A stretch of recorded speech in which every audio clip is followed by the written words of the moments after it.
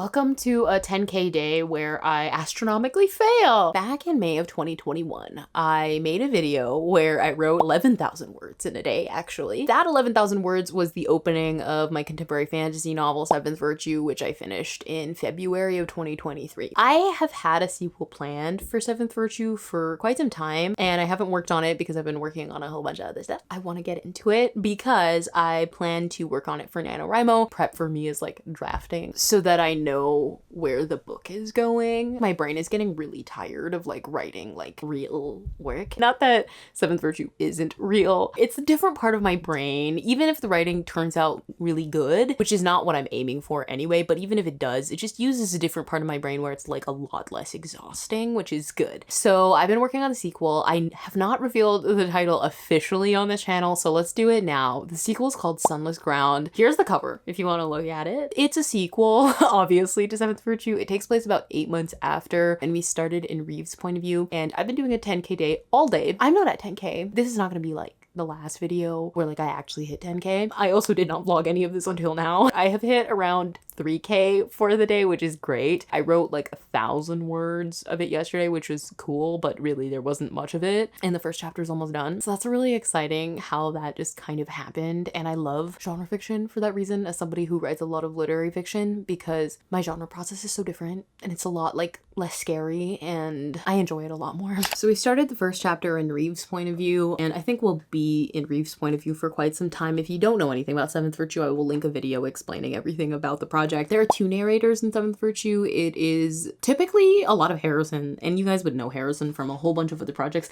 This is like the fantasy AU of all of my literary fiction.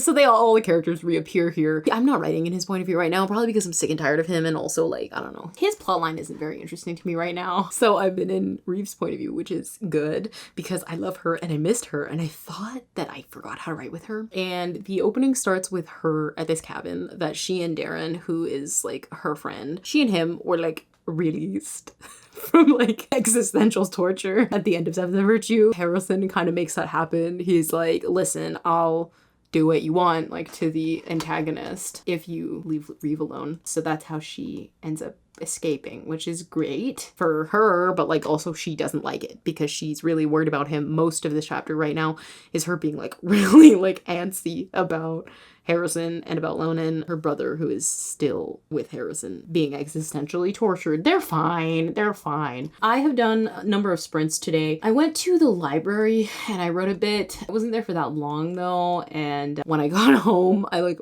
just passed out. I was so tired. Like when I did this challenge originally, I was not physically disabled. So like it was a lot easier. But now that I'm physically disabled, like I just took it in mind. Like I didn't actually seriously think I'm gonna write through 10K today, and it's like 9 o'clock. There's no possible way I could write 7,000 more words, but I think I can do a couple more thousand. So I've done 4 sprints today. The first was 654 words, the second was 753, the third one was 530, and the fourth one was 835.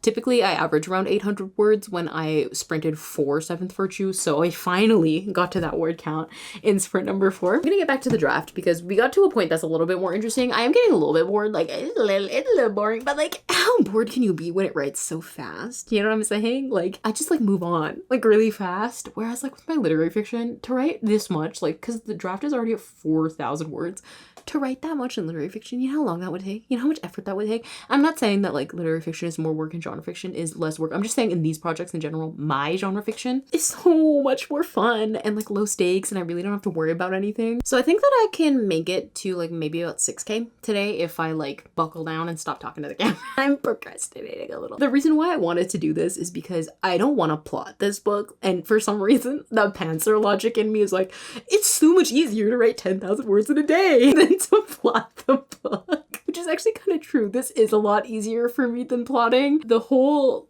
approach with Seventh Virtue, and in this case Sunless Ground, is just to have fun, to explore, not to care. Like I wrote a scene that doesn't really make sense for me to include it in this chapter. I don't care. It's staying there. Like this is just for me. I'm just having fun. As a writer, like, I'm trying to incorporate more play and like low stakes work because I enjoy writing. I don't want writing to be serious all the time. I just want to enjoy it sometimes. And this is enjoying it. And like, this is like full on pantsing, like really exploring the story because I really don't know what this sequel is about. I'm just kind of bullshitting it until I figure out a plot, which is how I wrote Seventh Virtue. And I really enjoyed like the actual plot of Seventh Virtue came together very strongly. I don't know about this. Like, I'm not sure. I don't care though. So I'm gonna do another sprint. I do 20-minute sprints and I find that that's like a good enough time. So sprint 5 is done. I wrote 847 words, which I think is the most I've written in a sprint so far. Yeah, just narrowly beat the last one, which is pretty good, which means the total for today is 3,600 words. So we're pretty close to 4,000. I'm gonna keep writing. Am I like that interested in what I'm writing? Like, not really, but like, I don't know what else to do. So like, I don't really care. When I'm working on other things, like, I don't really have that privilege. So like, whatever. It's just an exploration. This is the plot I have. So this is the plot I'm following. That's fine. Hi everyone. So it's been 2 days since I attempted my 10K in a day challenge. It went relatively well. I did not hit 10,000 words in a day. I didn't think I was going to. I hit about 5,500, which was great. So a little bit over halfway. And that's actually the most I've written in a day in a really long time. Like since I last wrote Seventh Virtue, because I've been really working on literary fiction and there's no possible way ever that I could write that much literary fiction in a day. It's just a completely different part of my brain. I don't really like starting things and I don't like finishing things. I like being in the middle where I'm a little bit more comfortable with the project, mostly because I'm a pantser. And so that's when I have like the most like understanding of where I'm at. The beginning can be like quite overwhelming for me. So I did finish the first chapter. It's called Animal Track. It is like not really the most plotty chapter. I do want to go back in and like expand some of it because I think a bit of it is lazy, which like is fine. Like I'm trying to be lazy. I'm really just trying to enjoy the process and it was quite fun. It's kind of like, I'm not sure if I actually wrote it officially in the draft itself, but in my mind, Reeve right now is like in rural Ontario. I love rural Ontario. I love Ontario. I live in Ontario. Yesterday, my family and I went on a little hike and it was literally like the exact location that I was imagining. I took some pictures because I wanted to like beef up some of my descriptions of the landscape because the landscape itself is really quite beautiful. She's being reckless on these mountains or whatever, and so that was fun. It's kind of like looking at the landscape yesterday and being like, this is a spot Reeve might have like run to or whatever, and kind of understanding the gravity of her being reckless because she could have fallen from a great height. I'm currently working on chapter 2. Yesterday, my sister and I did a pretty solid brainstorming dump for this book. I'm not very good at brainstorming. I have said this many times. I just don't think about my books when I'm not writing. And I've always been like that. I'm not a really somebody who plans a lot, though I used to come up with ideas a lot more frequently. Now, I've never been a writer who comes up with a ton of ideas. Never. Like, a lot of people will be like, oh, I get book ideas all the time. I rarely get book ideas. But with my books, I used to like get plot ideas a little bit more frequently. Now I don't really at all. I don't know why. I have no idea. It's just as I've gotten older, I've gotten way less ideas.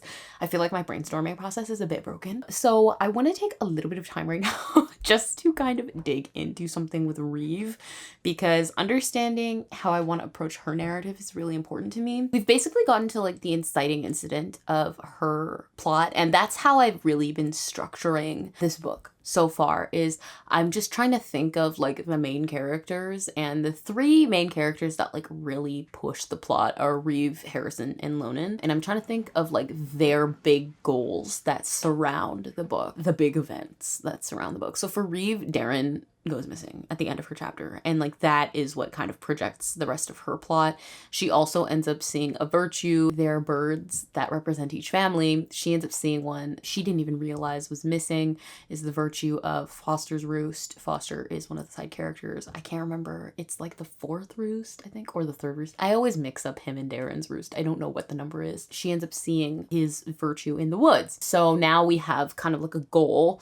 Darren is gone, and Darren and Reeve they've just been living together. It's just been the 2 of them. And now that he's gone, she's like, oh shit. That kind of intertwines with her seeing the virtue and wanting to find that virtue. On Harrison's end, he's gonna be trapped at the 7th roost. I said revenge for what you did in the canon series. Like, he's innocent in Seventh Virtue, but yes, it's certainly revenge for what happened in Body Back. And then Lonan, his goal is gonna be like getting out of the Seventh Roost because his ass leaves Harrison behind.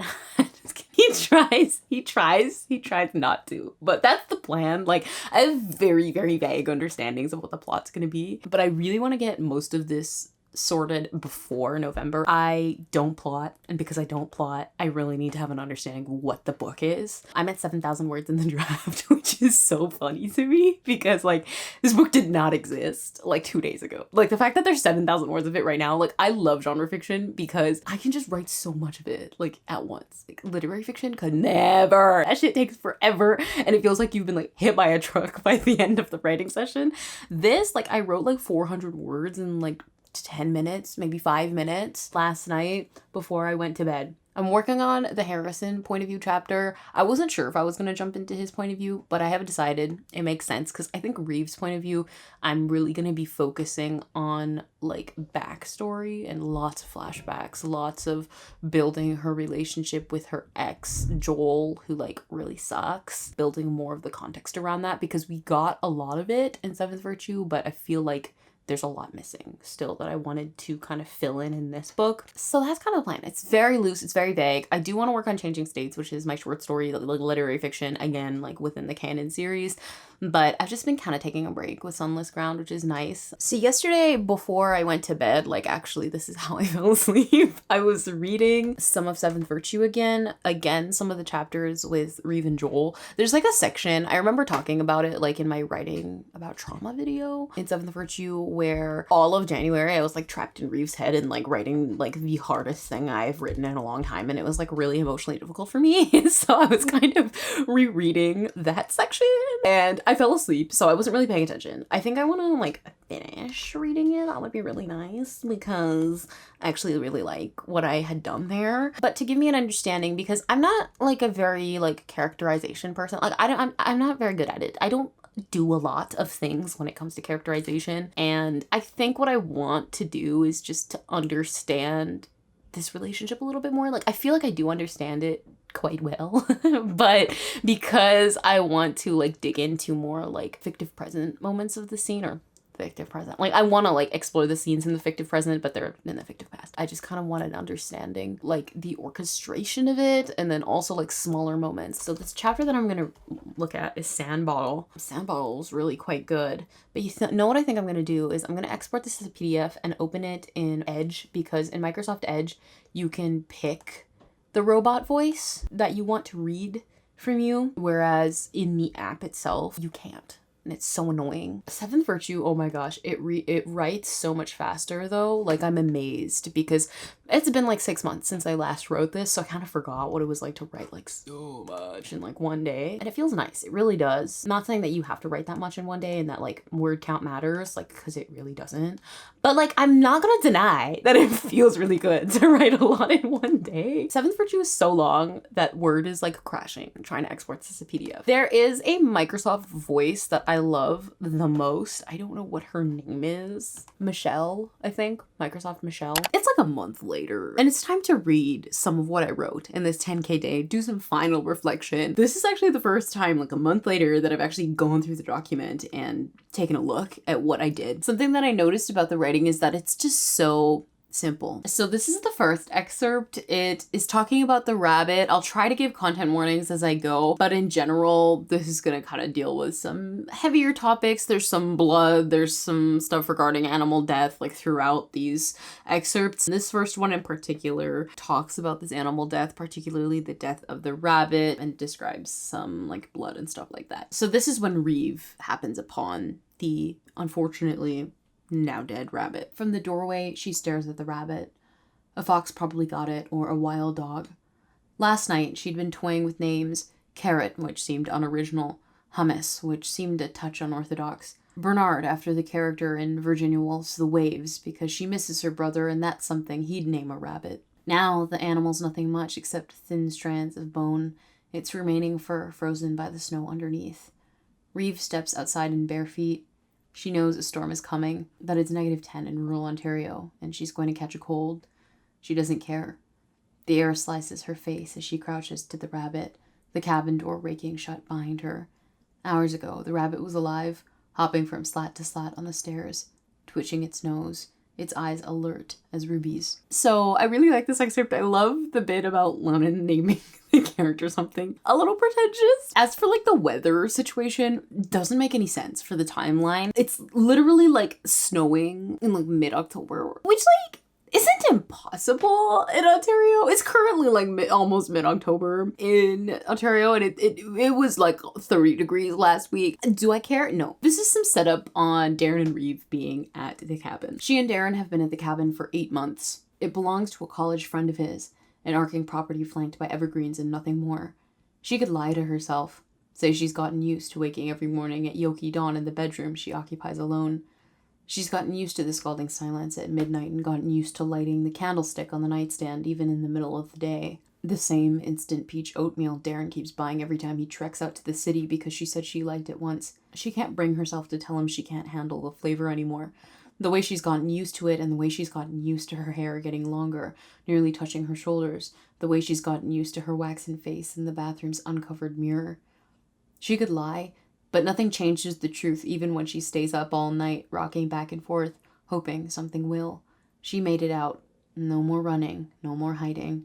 It's a good thing, and yet the prospect is so lonely, so frightening, that she sometimes considers walking into the woods until she makes it out the other side a woman who did not survive alone. The last sentence, like, gives me chills, like, it makes me sad, because, like, you really get to see where, like, Reeve's at mentally. Like, she does not care that she's free, and honestly, the situation she was in, like, at the end of Seventh Virtue is just very terrible for her, and also very dangerous for her, but, like, to see that she is upset that she's not there, like, her psychology is very interesting to me. It also really reminds me of original Reeve, and, like, I'm very guilty of being hard on Reeve, and like sometimes people can have a tendency to be so hard on their female characters, whereas like my male characters, who are so fucking annoying, they don't get as bad of a rap. And when I was younger, I used to really fall into this thing with Reeve where I would find her very, very, very irritating to write with. She can tend to like really like hyper focus on those feelings and like get into like a rut. And when I was younger, I found that like a very like unattractive thing about Reeve. And now that I'm older, I really like that about her, and it's really illuminated something to me about her character, and I'm happy that I have learned and grown to appreciate that, because she's like my only character who really does that. Here's another paragraph kind of in the similar vein, and we get to see her actually being quite upset about Harrison. Reeve knows she's safe. It's what Harrison must have wanted. She's at a cabin Joel could never find, with a man who sleeps on the springing couch in the living room and makes her a cup of Earl Grey tea every morning because he knows it's her brother's favorite. There's no better place for her, even if it means the rabbit's dead. That Harrison could be too. So I think it's also like quite interesting how she attributes like her safety to him, and it's almost like an inconvenience to her. She's like, I really don't want to be.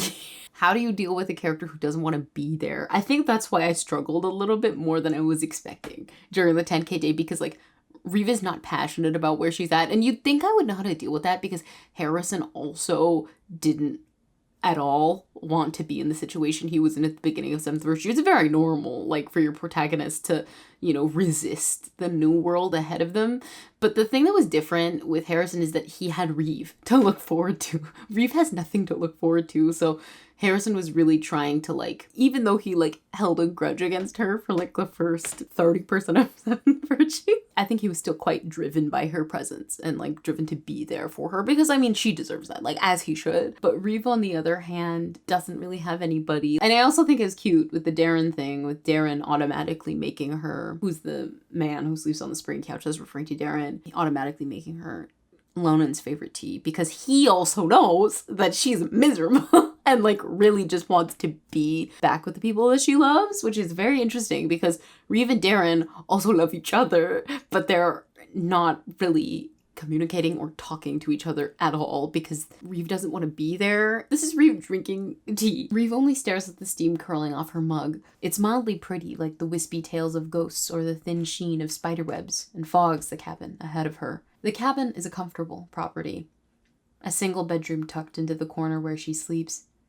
Darren tried to help her decorate with stones he forged from the woods, but they're nothing like the crystal she once owned in her home. The kitchenette is big enough for one person to boil water and fry an egg, and the best part about the bathroom is that it's got running hot water and a flushable toilet. She knows this is supposed to be home now, and perhaps even home for the rest of her life. Once, early in the summer, she felt good enough about the arrangement to pick a bouquet of zinnias from the modest garden. They now sit dead in one of the windowsills, an ugly amber that reminds her of decaying flesh. So it's very interesting. We get some like daily routine in the cabin. Darren's trying to be with her. There's this thing in Seventh Virtue where Harrison does a tour with Reeve of her apartment, and Harrison's like, wow, she's like really good at interior decor. So like one thing about Reeve, like a character trait of hers, is that she's very, very passionate about decor and design, making a space feel like home to a person, because like she really loves safe spaces, and even that's not working here. The next section is this jump into a flashback. Reeve thinking of her ex, Joel. This is like her birthday celebration. They had argued, or maybe he had argued. It could have been about a book, a spoiled plotline, a disagreement on a character, or it could have been about the windowsill herb garden she'd bought from a street vendor the day before, the fronds of basil irritating to him. The specifics weren't important. She kept running her fingernail over her cuticles, scraping up the dead skin, picking at hangnails. Her plan was to spend the rest of the day like that. She didn't need to move or eat or sleep or look at the kitchen table where a cake sat in the middle. All the candles melted into the frosting. This is, again, a similar thing of Reeve. Reeve does this a lot in flashbacks with Joel, is like thinking about like an alternate future, like very far, far, far away. And so this is like the first time that happens. It's on this ground. She closed her eyes, exhaling, thinking about a vacation somewhere in Paris. The cafes she could scout. When she opened her eyes again, he was staring right at her, his eyes still dark, still dead. For a moment, they were suspended, two animals staring unkindly at the other. And I like that line. I think that's great. And this is the last excerpt. Again, Reeve mourning Harrison. Like, really, she's mourning. Like, she's in deep, deep grief. Reeve collapses onto a tree stump ahead. The action so abrupt, her knees ache at the impact. She hardly notices, though, because she quickly keels into herself, crying. Every day at the cabin has felt like being buried alive. Even when Darren tries to cheer her up with mindless games of Connect 4 and with her favorite Plath poems, none of it is good enough. It's the startling, ugly truth, but it's how she feels. She'd seen something in that rabbit, a sort of purpose she hasn't had in months. It's dead now. Harrison's probably dead, and she's dead also, in a way, a part of her left behind with him. So I think it's really interesting, like the symbolism here with the rabbit, like it's not opaque, like it's a very like transparent symbol. And I think it's very interesting to shift from literary fiction to genre fiction, because the way that I approach genre fiction is so different. Like I'm not trying to like hide things. I'm still, of course, folding things into the narrative and creating subtext and complicating the prose, but I'm also trying to convey a plot and to convey like character interactions. Those are my priority over the prose. And so I think it's a lot of fun to like play with motifs, play with symbols in a way that's not as opaque, in a way that is a little bit like simpler, easier to understand, a bit more like predictable. I think it's neat, and it's a really fun way to use these things that I've learned to use in literary fiction in a different way. All of the excerpts that I just read, I did write during the 10-day days, so I think they were quite successful. Fingers crossed for me for November, folks. I don't know how this is going to work out, but let me know what you're working on. Are you planning on doing NaNoWriMo? Are you currently doing something for Preptober? If so, what are you doing? Let me know in the comments, but for now, I'll see you in another one. Bye.